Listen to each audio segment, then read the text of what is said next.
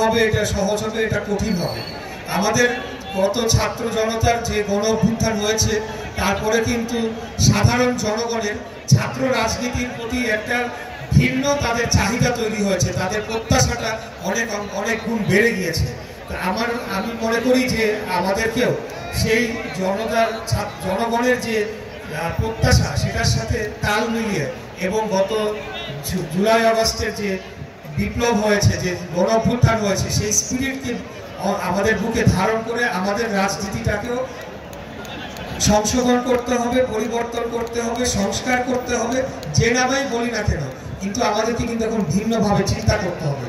গতানুগতিক পুরানো দিনের যে রাজনীতি, অবশ্যই আমরা যারা পুরনো রয়েছে তাদের অভিজ্ঞতাকে আমরা কাজে লাগিয়ে আমরা সামনের দিনে এগিয়ে নিয়ে যাব।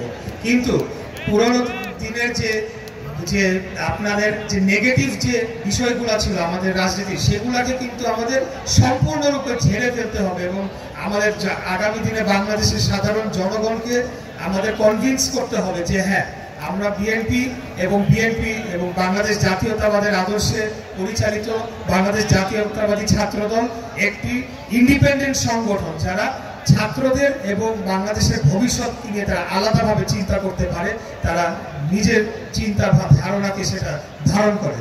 তো আমি বলবো যে আমাদের প্রতি জনগণের প্রত্যাশা অনেক বেড়ে গিয়েছে এবং আমরা যে আগামীতে যে নির্বাচনটি হতে যাচ্ছে সেটা কিন্তু কোনোভাবেই সহজভাবে নেওয়ার সুযোগ নাই। সেটাকে অবশ্যই আমাদেরকে একটা বড় চ্যালেঞ্জ হিসাবে নিতে হবে এবং আমি মনে করি এটা অত্যন্ত বড় একটি চ্যালেঞ্জ। কারণ জনগণকে কিন্তু আমরা আওয়ামী লীগের মতো, খুনি হাসিনার মতো আমরা বাধ্য করতে পারবো না। আমাদেরকে আমাদের কর্ম এবং আমাদের মিশনের মাধ্যমে জনগণের সমর্থনকে অর্জন করতে হবে, জনগণের মনকে জয় করে আমাদের তাদের ভোটকে নিয়ে তাদের ভোটের মাধ্যমে আমাদের আগামী দিনে আমাদের দলকে ক্ষমতায়, রাষ্ট্র ক্ষমতায় আনতে হবে। যদি আনতে পারি তাহলে আমাদের নেতা দেশটা জনাব তারেক রহমান যে 31 দফার কর্মসূচি ঘোষণা করেছে, এই 31 দফা কিন্তু বিএনপির কর্মসূচি না এককভাবে। এই 31 দফা 60টির অধিক রাজনৈতিক দলের সাথে কনসালটেশনের মাধ্যমে আমাদের নেতা উনি এটিকে নেতৃত্ব দিয়েছে এবং ছাত্র জনতার অভ্যুত্থানের 5ই আগস্টে হাসিনা পালিয়ে যাওয়ার আরো 1.5 বছর পূর্বেই কিন্তু উনি 31 দফা ঘোষণা করেছেন। সেই 31 দফার বিস্তারিত বাংলাদেশ রাষ্ট্রকে যে এখন সংস্কারের একটা নতুন করে যে সংস্কারের কথা বলা হচ্ছে, সেই সংস্কার তো সবার আগে বিএনপি প্রস্তাব করেছে। যখন সংস্কার নিয়ে কেউ ভাবে নাই তখনই বিএনপি 31 দফা সংস্কার প্রস্তাব ঘোষণা করেছে। যদি সংস্কারের কোনো দল থাকে সেটা হলো বিএনপি। একদলীয় বাকশালকে বাতিল করে বাংলাদেশের বহুদলীয় গণতন্ত্র, মাল্টি পার্টি ডেমোক্রেসি ফিরিয়ে এনেছিল শহীদ রাষ্ট্রপতি জিয়াউর রহমান। আমার মনে হয় না এর চেয়ে বড় কোনো সংস্কার বাংলাদেশের ইতিহাসে 71-এর পরে হয়েছে। এটা সবচেয়ে বড় সংস্কার ছিল, যেখানে বাংলাদেশকে একদলীয় বাকশালে পরিণত করা হয়েছিল। শুধুমাত্র 4টি গণমাধ্যম রেখে সকল গণমাধ্যমকে ব্যান করে ফেলা হয়েছিল। সেখান থেকে উনি বাংলাদেশকে আবারও বহুদলীয় গণতন্ত্র নিয়ে এসেছে। অতএব সংস্কারের প্রশ্ন যদি আসে, রাষ্ট্রকে এগিয়ে নিয়ে যাওয়ার কথা যদি আসে, তাহলে বিএনপির যে উদাহরণ রেখে গিয়েছে, শহীদ রাষ্ট্রপতি জিয়াউর রহমানের যে আদর্শ রেখে গিয়েছিলেন, সেটাকে আমার মনে হয় না বিট করার বা কমপ্লিট করার মতো অন্য কোনো রাজনৈতিক আদর্শ বাংলাদেশে বর্তমানে রয়েছে।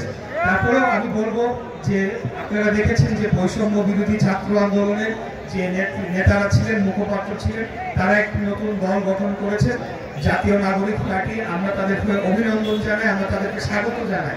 আমাদের নেতাও উনি নিজে এই পার্টিকে স্বাগত জানিয়েছেন। আমরা বহুদলীয় গণতন্ত্রে বিশ্বাস করি। আমরা চাই যে একটা জনগণকে সেবা দানের যে কম্পিটিশন, যে প্রতিযোগিতা, সেটার মাধ্যমে আমরা আগামী দিনে একটা প্রতিযোগিতামূলক পরিবেশ তৈরি করব এবং আমাদের কর্মের মাধ্যমে আমরা আমাদের জনগণের যে ভোট, সেটিকে আমরা জনগণের মনকে বিজয় করে আমরা বাংলাদেশ জাতীয়তাবাদী দলকে ক্ষমতায় নিয়ে আসবো। আর যদি জনগণ মনে করে অন্য কোনো দল রাষ্ট্র ক্ষমতায় গেলে ভালো হবে, তারাই রাষ্ট্র পরিচালনা করবে, আমরা তাদেরকে সহযোগিতা করবো। এই বিষয়ে আমাদের কোনো দ্বিমত নাই। আর বিএনপি কোনোদিনও ক্ষমতার লোভের জন্য রাজনীতি করে না। যদি করতো তাহলে 2014 সালে খুনি হাসিনার অধীনে সেই নির্বাচনে অংশগ্রহণ করলে আমাদের নেত্রী দেশের নেত্রী এবং খালেদা জিয়াকে জেলে যেতে হতো না। যদি আপোষ করতো, যদি হাসিনার যে কন্ডিশন, টার্মস এন্ড কন্ডিশনস মেনে নিত, তাহলে ওনাকে জেলে যেতে হতো না, আমাদেরকেও এত খুন হত্যা কাণ্ডের মধ্যে দিয়ে যেতে হতো না। আমরা পুরো সময়টাতে আমরা বারে বারে বলেছি যে আমরা গণতন্ত্র প্রতিষ্ঠার জন্য, জনগণের অধিকার প্রতিষ্ঠার জন্য আমরা লড়াই সংগ্রাম করে আসছি এবং সেটাই আমাদের মূল উদ্দেশ্য।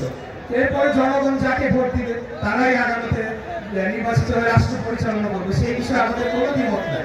কিন্তু এখন যে সংস্কারের নামে যদি কোনোভাবে আমাদের নির্বাচনটাকে বিলম্বিত করা হয়, কারণ আমি আপনাদেরকে স্পষ্টভাবে বলতে চাই, আমরা কিন্তু জানি যে একটা পক্ষ বিভিন্নভাবে তারা কিন্তু সরকারের ভিতরেও রয়েছে এবং তারা এখনই তারা ষড়যন্ত্র করছে, তারা একটা নির্বাচনকে পিছিয়ে একটা তৃতীয় পক্ষকে কোনোভাবে সুবিধা দেওয়া যায় কিনা সেই ষড়যন্ত্রে কিন্তু লিপ্ত হয়েছে। আমরা নাম সহ প্রত্যেকের আমরা নাম জানি, পদবি সবকিছু জানি, আমরা এগুলা বলতে চাচ্ছি না, কিন্তু এই প্রচেষ্টা কিন্তু অব্যাহত রয়েছে। যদি এই ধরনের কোনো প্রচেষ্টা সফল হয় তাহলে কিন্তু বাংলাদেশ আরো 10-15 বছরের জন্য পিছিয়ে যাবে। তখন গণতন্ত্রকে আমরা পুনরুদ্ধার করার যে আন্দোলনে রয়েছি বা গণতন্ত্র আরো পিছিয়ে যাবে। তখন দেশ উত্তর কোরিয়ার মতো বা মায়ানমারের যে জান্তা সরকারের মতো একটা সরকার এসে দীর্ঘদিন আমাদের ঘাড়ে চেপে বসবে। আমরা সেটা হতে দিতে পারি না, সেটা হতে দিতে চাই না, আমরা সেটা কোনোদিন হতে দিব না। সেই জন্যই কিন্তু আমরা বারে বারে নির্বাচনের কথাটা বলি। এই কথাগুলো আপনাদের উদ্দেশ্যে এই জন্যই বলছি যে কারণ একটা পক্ষ কিন্তু আমাদেরকে আমাদের যে চরিত্র হনন, বিএনপির চরিত্র হনন করার জন্য এবং আমরা ক্ষমতার জন্য রাজনীতি করছি, ক্ষমতার জন্য আমরা বারে বারে নির্বাচন করছি, এই ধরনের একটা বয়ান দাঁড় করানোর চেষ্টা করছে। আপনারা ছাত্র, আপনাদের কথা জনগণ কিন্তু অত্যন্ত মন দিয়ে এখন শুনবে এবং তারা সেটাকে আমলে নিবে। তাই আপনাদেরকেও জিনিসগুলো জনগণকে বোঝাতে হবে। আমাদের বারে বারে নির্বাচন চাওয়ার একটাই মাত্র কারণ, যাতে করে অন্য কোনো ধরনের শক্তি এখানে এসে চেপে না বসে এবং দীর্ঘমেয়াদে বাংলাদেশকে অগণতান্ত্রিক পন্থায় যে পাথওয়েতে আমাদেরকে উঠিয়ে দেয়। তো এই জন্যে আমি আপনাদেরকে অনুরোধ জানাবো যে আপনারা নিজেরাও আগামী দিনে জনগণকে কি দিতে পারবেন। যেহেতু এই ছাত্র দলের এটা প্রোগ্রাম, আমি বলবো যে আমাদের থেকে প্রত্যাশা অনেক, তরুণ প্রজন্মের থেকে প্রত্যাশা অনেক বেশি। আমরা নিজেদেরকে সেইভাবে গড়ে তুলবো এবং মেধাভিত্তিক রাজনীতির মাধ্যমে আগামী দিনে আমরা সকল ষড়যন্ত্রকে রুখে দিয়ে আমরা বাংলাদেশকে গণতান্ত্রিক রাষ্ট্রে পরিণত করব। এরপর যাকে মন চায় জনগণ ভোট দেয়। আমরা তো বলছি যে কেয়ারটেকার সরকার ব্যবস্থা সেটাকে স্থায়ী করা হোক। বাংলাদেশের নির্বাচন যাতে আর কোনোদিনও জনগণের ভোটাধিকার যাতে কেউ লুট করতে না পারে, সেটার জন্য যা যা সংস্কার করণীয় অতি দ্রুত অবিলম্বে করা হোক। আমরাও সেটার পক্ষে এবং আমরাই সংস্কার প্রস্তাব দিয়েছি। আমরা চাই দ্রুততম সময়ে একটি সুষ্ঠু, সঠিক, নিরপেক্ষ, গ্রহণযোগ্য নির্বাচন ব্যবস্থা প্রণয়ন করার জন্য যা যা সংস্কার প্রয়োজনীয় সেটা অতি দ্রুত করা হোক এবং বাংলাদেশে একটা স্থায়ীভাবে গণতান্ত্রিক রাষ্ট্র হিসেবে গড়ে তোলার জন্য একটা পদক্ষেপ নেওয়া হোক। শেষ যে কথাটি বলবো, নেতৃবৃন্দ, আপনারা জানেন যে খুনি হাসিনার বিচারের ব্যাপারে কথা বলা হচ্ছে। আমরা আপনাদেরকে বলতে চাই, খুনি হাসিনার বিচার আর কেউ করতে না পারুক, বিএনপি অবশ্যই করবে ইনশাআল্লাহ। এই যে ছাত্র জনতা অকাতরে জীবন দিয়েছে, এতগুলো নিরীহ 8 বছরের শিশু রক্ষা পায় নাই, এখানে গর্ভবতী নারীও রক্ষা পায় নাই, সেও মারা গিয়েছে, তার গর্ভের শিশুকেও হেলিকপ্টার থেকে গুলি করে হত্যা করা হয়েছে। সেটা আমরা কোনোদিনও বলবো না। আমাদের বহু ভাইদেরকে গুম করে ফেলা হয়েছে, বহু ছাত্র দলের নেতাদের এখনো পর্যন্ত হদিস নেই। আমাদের পুরান ঢাকাতে 8 জন ছাত্র নেতা রয়েছে যাদের পরিবার এখনো পর্যন্ত জানে না যে তাদের কি হয়েছে। তারা যে একটা কবরে গিয়ে জিয়ারত করবে সেটা পর্যন্ত জানে না। তারা তো জানেই না, তারা তাদের যে পরিবার, যে ছাত্র দলের যে নেতা, তাদের পরিবারের সদস্য জানেই না যে বাবা অথবা স্বামী তারা কি বেঁচে আছে বা সন্তান কি বেঁচে আছে নাকি তারা মৃত। এখন 2013 সালের সময় 14 সালের যে বিনা ভোটের নির্বাচনের আগে দিয়ে এই গুমগুলা করা হয়েছিল এবং এখন পর্যন্ত তাদের কোনো হদিস পাওয়া যায় না। এগুলাকে আমরা ভুলে যাব? কোনোদিনও ভুলে যাব না। এই যে ছাত্র জনতার নিরীহ ছাত্র জনতার উপরে হেলিকপ্টার থেকে গুলি চালানোর নির্দেশ দিয়েছে, কোনোদিনও আমরা ভুলে যাব না।